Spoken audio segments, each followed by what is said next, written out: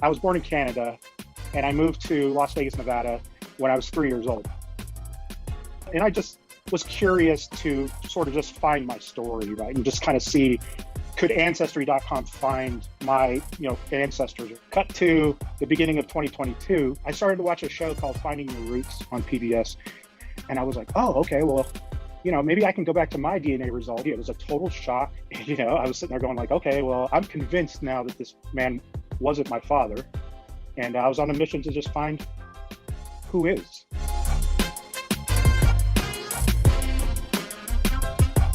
Back in 2017, my girlfriend, now my wife, we just kind of got curious and we had created Ancestry.com family trees. Yeah. And her family's huge. And so it was very easy to find, that her family and stuff like that. I had a hard time just because I was born in Canada and I moved to Las Vegas, Nevada when I was 3 years old. So I didn't have any siblings at the time. I didn't have any cousins or anything like that. And I just was curious to sort of just find my story, right? And just kind of see, could Ancestry.com find my, ancestors? And so they had a DNA test. So I was like, all right, let's take a DNA test. This could be kind of cool. And so we took the DNA test. We both did. And I got my results back and I just kind of didn't really understand what to make of it. Now, here's the thing. So I wasn't looking for my father. This wasn't the motivation for me to do the DNA test. I was more or less just curious of to find the history of where I came from, type of thing. I grew up without my father, but the man I thought was my father, I just thought was my father. And so coming back to the DNA tests, I was just more or less like, oh, okay, like this person says that they're my second cousin. And I'm like, okay, I don't really know what that means. But I reached out to this woman on Facebook and she looked like me. It's like we had the same complexion. She had freckles, I had freckles. So I was always going like in my life going like, where the heck did these freckles come from? You know what I mean? That kind of thing. And I knew I was biracial, so it was so I reached out to her and I was like, hi, Ancestry.com says we're second cousins. And she's like, oh, very nice to meet you. And I said, I'm from Canada. Are you from Canada? She goes, no. And I go, okay. And I said, my father's side, which I thought was my father, is from Jamaica. Do you have family in Jamaica? And she goes, nope. And I go, well, I guess I don't really understand how this all works. And I kind of just let it go to the wayside and, just kind of went on my merry way. Cut to the beginning of 2022, I started to watch a show called Finding Your Roots on PBS. And it's Dr. Henry Louis Gates, a very well-known professor. And basically the show's premises, they find family histories of like celebrities or something like that, right? Like, and I found it very interesting. And a lot of it was, historic records, but it was also DNA. And I was like, oh, okay, well, maybe I can go back to my DNA results. And it's been 5 years. So let me kind of just see, has anything changed or could I learn some more? And this time I had a lot more DNA matches than just the second cousin. And so it really just took me on a journey of going like, okay, I'm going to find the people that I'm related to. And over weeks, really, I started to just slowly come to the connection or the observation that maybe my father's not my father, because none of these people that say that share DNA with me or have anything to do with that man's family, right? And I had found people on my mother's side. I had actually found her father, her long lost father. She never knew through the DNA. And so I was like, okay, I kind of really know how this works now, right? I found my mom's long lost father. And so I don't know, just like, I was really just going down a rabbit hole of like research every single night and researching this family that I knew nothing about. And so finally I just got to the conclusion that I don't think my dad's my dad. And now I'm like, okay, well, I'm going to find my dad. That's incredible, Ryan. So growing up, did you ever have like an inkling that your father that you grew up with wasn't your father? I haven't seen that man since I was very, very little. I mean, I moved from Canada when I was 3. And so, I mean, he's very dark skinned. I remember that, from Jamaica, right? And so, even the DNA results, they kind of tell you your breakdown of your ethnicities, right? And so, I kind of grew up going like, well, my mother's Caucasian. She's Eastern European. My father's Jamaican. I'm 50% white, 50% black. And that just wasn't the case. It was like, oh, you're like 24% black. right? And so I was sitting there going like, okay, well, how does that even work? But I didn't grow up thinking that he wasn't my father. I just kind of grew up without a father, so I didn't really think about it all that much until I had my own children, right? And then I was kind of like more curious, but no, I had no idea. It was a total shock. I was sitting there going like, okay, well, I'm convinced now that this man wasn't my father. And I was on a mission to just find who is. Wow, that's incredible. The fact that you came back 5 years later, Yeah. and then you done some more delving. What I didn't realize is, almost weekly, because, the more and more people that take these DNA tests, the more and more matches that come back to people, Yeah. right? And so, I have thousands of fourth and fifth and sixth cousins, but I mean, you could be standing next to your sixth cousin, probably never even know, right? So it's just so far down the lineage. But I mean, I started to find my great uncle, and then a first cousin, and then a second cousin. And so I'm going like, okay, well, a great uncle means that, his are my great grandparents. Yeah. And so I'm sitting there going like, these people are, they're not from Jamaica. And I'm just sitting there going like, I don't think I'm Jamaican. That was almost the bigger shock. I was sitting there going like, I grew up my whole life going like, I'm half Jamaican, and I'm not, and I wasn't, Wow. kind of was doing more and more research. And that second cousin that I first connected with, she's very into the DNA stuff. And so we connected, and her family tree on Ancestry, 10, 12,000 people, right? And so very detailed. And so we would connect back and forth, and I sit there and go, she's like, Ryan, I've been trying to figure out how we could be related for the past 5 years, and nothing makes sense.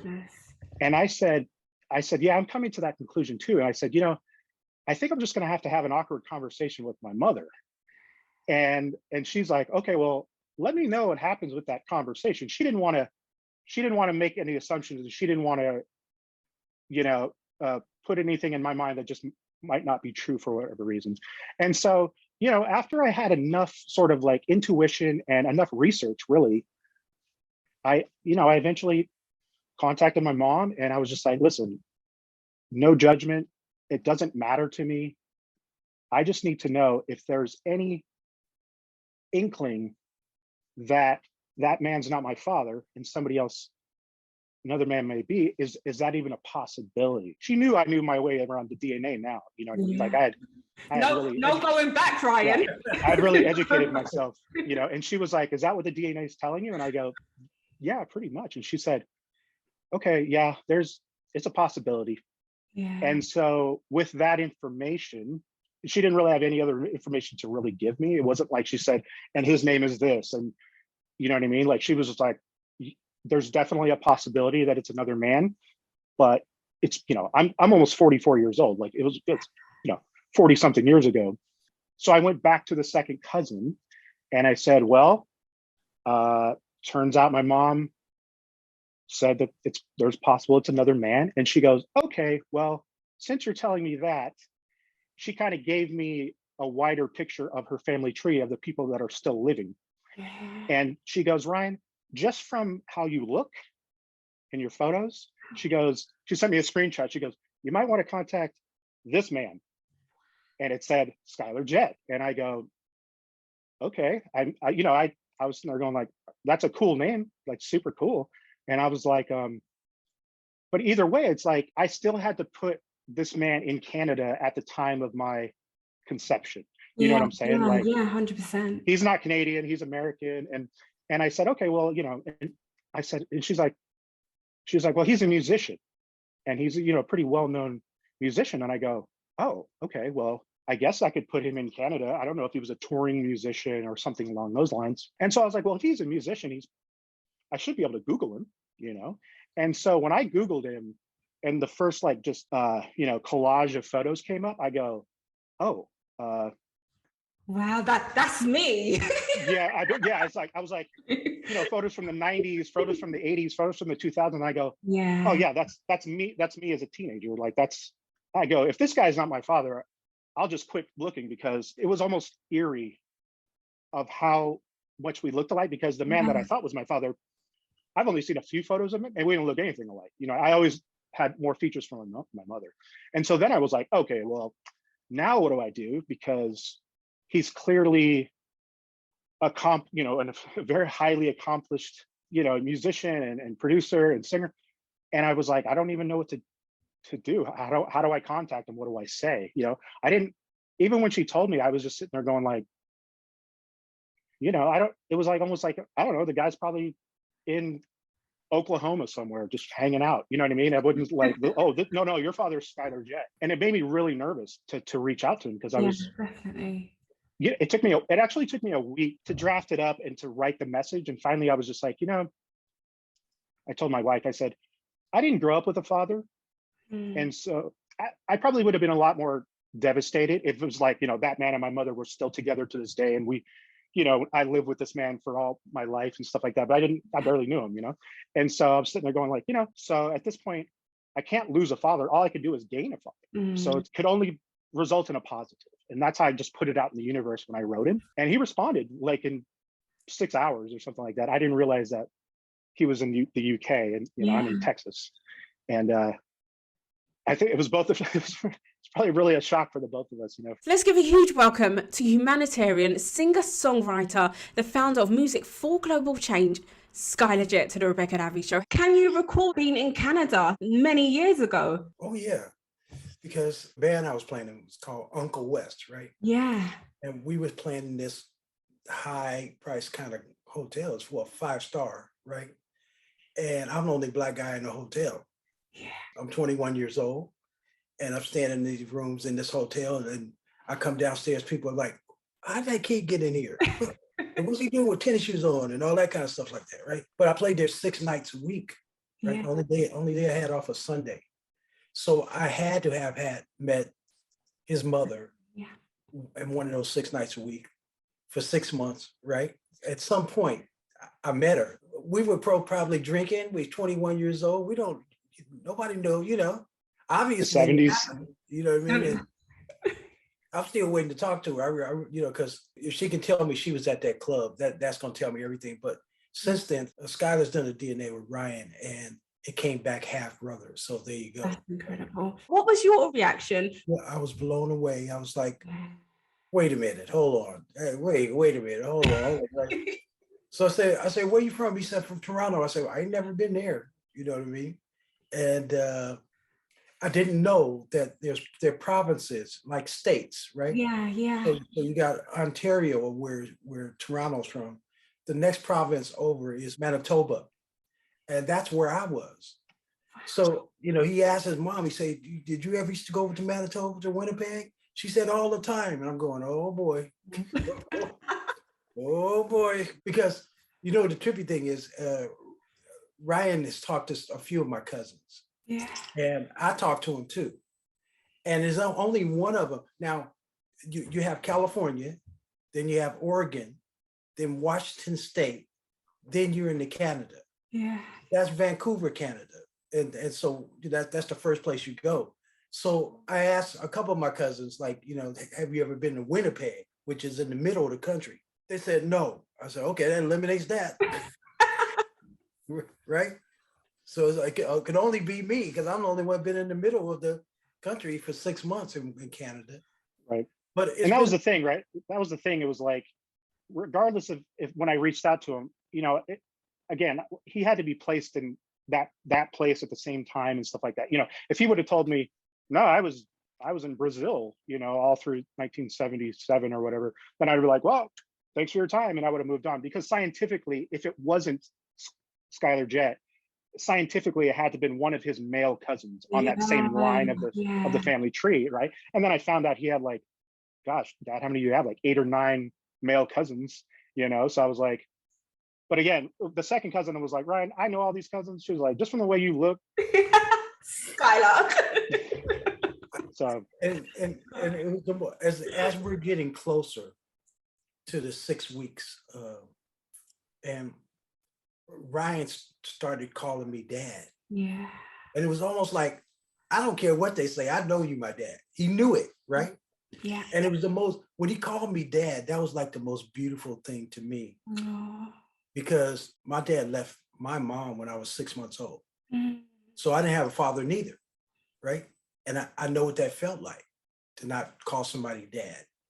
And when he called me dad, and I'm going, I'm just hoping this is going to be true, right? With the DNA. And finally, Skyler did the DNA with him, and it came back. They was half brothers, which could only mean I'm his dad.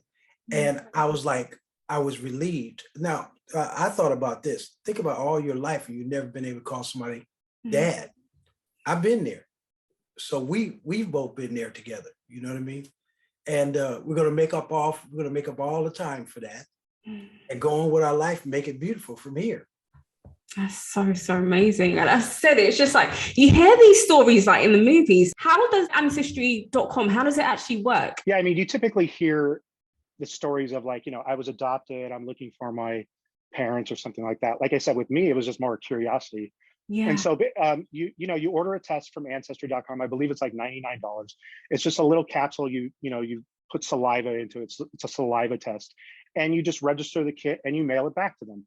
And within 4 to 6 weeks, you get the results. And then on the website, you get all of these like with the breakdown of your ethnicity. Even now they have like the breakdown of your ethnicities by parents. And so with me being biracial, you know what I mean? It was really interesting to see like, okay, I have 50% of DNA from my father and 50% from my mother, and my mother's Caucasian, and it's like, French and Eastern European, and, and then on my dad's side, it's like English, but it's also, 6 different African countries. And, I'm really a big history buff. So it was all super interesting to me. But one of the bigger things is, it shows matches with people who you share DNA with. And so what happens is, I won't get too technical, but the percentage of DNA or the amount of DNA that you share with another individual, that essentially sets your relationship with them, right? So clearly, the more DNA, it's your parent or your child or your sibling, and then it goes down and down the list, right? And so, the majority of people of how DNA works, like I said, 1% of DNA you'll share, and they'll be like your 5th cousin or something. But again, when somebody's your 5th cousin, that means you share a great grandparent, right? And so now you're going back hundreds and hundreds of years, and unless everybody has immaculate family records, you probably never know these people, right? As more people would come along, I'd be looking up going, oh wow, this is a 1st cousin, and then that means that we share a grandparent or something like that. It's a formula basically.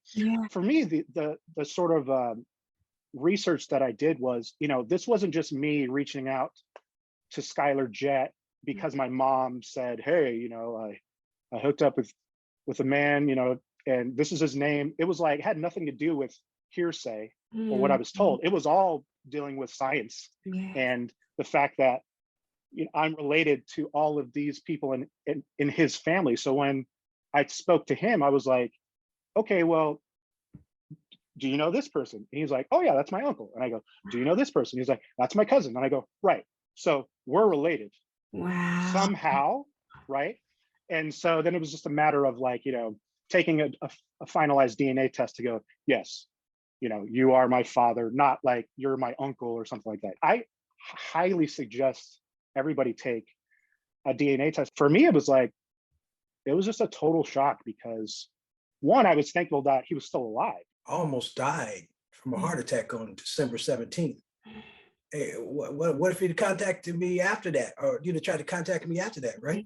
So I believe God's kept me here for not only for my mission, but to meet my new son. 100%. Right? Yeah, he told me. I was like, he's like, so even from that point, I was sitting there going like, you know what? It's never too late to to form a relationship. I was sitting there like going like, yes, I'm a grown man, and I told him, I said, listen, when we spoke, I go, it's not me trying to get an invitation to Thanksgiving.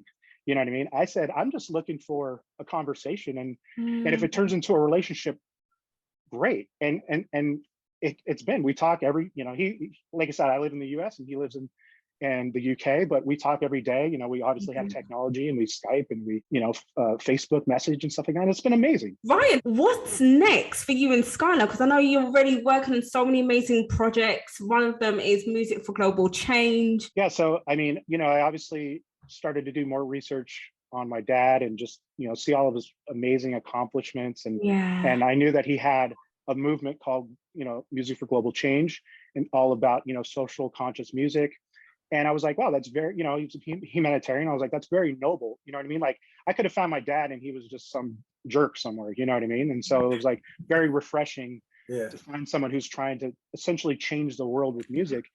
And just because of like, his artistic background, and I come from an artistic background. Unfortunately, he didn't pass on the singing DNA gene to me, but I grew up, an artist, and I own a digital marketing company. I do website design and photography and things like that. And it was just kind of this thing where he was like, I'd like to, revamp our website and just, we have a YouTube channel and stuff like that. And I was like, these are all things in my wheelhouse. Like, this is sort of like a serendipitous thing where it's like, we can help each other while growing this, father-son relationship as well. And so it turned into father-son and, almost like this, I won't say working relationship, but because it's more than that, but it's been great. And so he invited me to be on his weekly show as a co-host, and I'm getting to meet all of these, again, amazing, accomplished artists, and it's all people that he knows. And it's just like, and to hear his stories, he'll tell me about Stevie Wonder and Ray Charles. Oh my God. And I mean, he's so great. I mean, he's like got a huge heart, and I love him on the show. You're all about pushing socially conscious music to the forefront, which is, I think, is very much needed now more than ever. Music for Global Change is a brainchild that I had about changing the way that we do music. Yeah. I'm an activist too, right? And I want to take racism out of music. I want to take age discrimination out of music. I want to take image out of music. They have nothing to do with the sound of music, right? I want the young people to know what it feels like to be around a human being that's that kind of talented, not somebody that's push button music, right? That's so cool. That's a culture in there. So, but I'm never going to give up on the sound of. You can't beat the sound of a human being, because a human being has emotion, and that's what music is: emotion, right? How does it feel? I want to take that on the road. I want to build record labels like this and radio shows like this and festivals. So with those three, I can get my media out, right? And then maybe get people to start writing more social conscious music. And we just, put talent out everywhere. Just, feed talent all over the world doing this kind of music. And I mean in all kind of languages too, right? Because it's music for global change. I go to different countries and meet people and try to find different instruments that you've never seen before. And make collaborations with musicians from all sides of the world to write with each other, right? So I think it's going to turn out pretty cool. 100%. It's only going to go up, Skyler. Especially the fact that more people are aware, more people are becoming more conscious. Yeah, people are tired of bad news. Yeah, that's it. So Music for Global Change is going to give them some competition. It's going to be about good news, right? That's what There's a lot of beautiful things happening, all the time, and they never get celebrated. Yeah. And that's what I do. So I bring those kind of people on the show. Every invite has been from me, and so what I do is ask musicians, have you ever written any social conscious music before, right? And I know it's going to be just a small percentage of all the stuff they've written before, right? But bring those on, and we keep adding those up, right? We keep adding those up until we got a full show, a 2-hour show of just incredible talent, right? And then start making that go viral.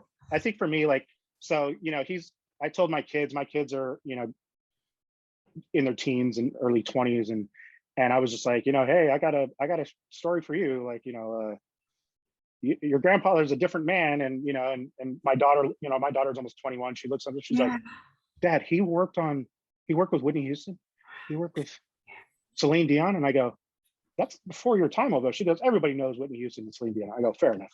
But so he's met my kids, and they love him. They think it's super cool that their grandpa is Skyler Jett. And I think the next thing for us is just getting to meet in person. I've never been to Europe. I've never been to the UK. And after 44 years, I'd love for us to to meet in person and just, just get to start now. Yes. You know what I mean? The importance of never giving up, always having hope. And what I love even more so is like, he sent me the message and I was just walking around the room going, this is insane, right? And so I sent it to my oldest daughter, right? And she read it, and I didn't know how she was going to digest it. But at the same time, man, she got in touch with Ryan, and then they had our conversation. Yeah. Then she passes him on to my other daughter, my middle daughter, right? And they have a long conversation. Yeah. And she passes them off to Skyler, and they have a long conversation, and they're all in love with each other. Yeah. And they're happy. They're like, we got a big brother. Yeah. That's the thing, is like when he told me that he, I assumed he had children already, but when he told me, and then they reached out, and their reaction was like, welcome to the family. That really touched me as well, because I didn't know what to expect. And then to turn out that, we're all siblings, and I'm actually the oldest, I'm the firstborn. Yeah. And they were still like, this is crazy. We have a big brother that we never knew about, what I mean? And so that aspect of it was like, well, so many things could have went bad with the situation, you know what I mean? And everything was just like, I was just blown away at every turn, you know what I mean? Just like, I'm like, wow, I've got all these siblings. I want to meet these siblings and my dad, and it's been wild, and I think one of the most touching things is like, when I sent the message and he read it and we responded through Facebook Messenger, but after about 20 minutes of going back and forth, and again, this is like 2 a.m. my time, I'm like out of bed going like, he responded, and waking up my wife, and he goes, can you Skype? And I go, yeah. When he asked me, can I Skype? I knew that he wanted to see he was curious to see, I got to see what this guy looks like. He'd probably gone on my Facebook page and goes, okay, there's probably something here, Yeah. And it was just from there. And then we talked for hours, and it was great, and he even told me, like you said, he said, Ryan, no matter what happens, like, if it turns out that you are my son, I'd be proud to call you my son. You know what I mean? And it was, I was really fighting back the tears there, just because it was not what I was expecting. I didn't even know if he would ever see the message or even respond. I was kind of just like, well, if I don't send it, I'll never know. So I tell my wife, this young man, he believes that I'm his father, right? She said, let me see the picture, right? And she gets the picture, she goes, gonna be hard to get it out of that one. And so she's all happy, and I'm like, well, okay, that's a relief. And then to have my kids to have that reaction, I'm over the moon for it. You know what I mean? Just like, it's all wonderful. And like I said, we go on from here. It's such a beautiful feeling that this has happened. Yeah. Here we are, but I mean, like, it's what we're going to do from here together, right? Amazing. I love it. I'm excited for you, Ryan and Skyler. Seriously, it's just such a beautiful relationship, and it's amazing to see how you've just connected so strongly. Like those 44 years didn't pass. Yeah, it's such a beautiful relationship, and you both have such a beautiful heart. So it's just a blessing that you have one another. What are the odds of Skyler being your father, Ryan? And what are the odds of Ryan being your son, Skyler? It's just, it's meant to be. So I'm not gonna go into tears again. I'm excited for you both and for what is yet to come, and the amazing things that you're doing for music for global change, and the fact that you're bringing great news to the forefront. And I think it's absolutely incredible. And I thank you both. I love you, sister. Thank you so much. Namaste, namaste, namaste. Namaste. Thanks for having us, okay? You're most welcome, Skyler.